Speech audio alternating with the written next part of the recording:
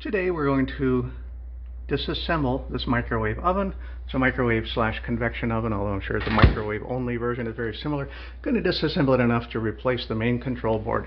First step is remember to kill power, because we need to remove this ventilation strip across the top.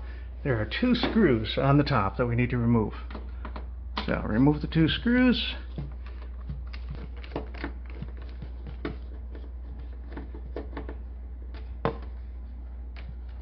And once the 2 screws are removed, open the door,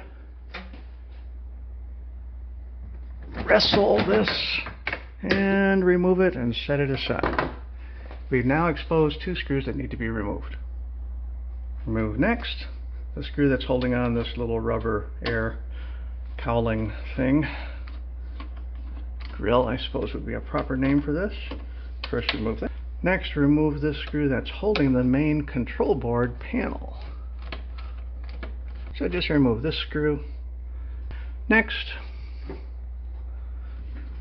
grasp and firmly lift the control panel, and inside is the board. Now that you're confident that you can remove this panel, put this back together, go spend the $200 or so for a new control board, and we'll talk about replacing it in another video.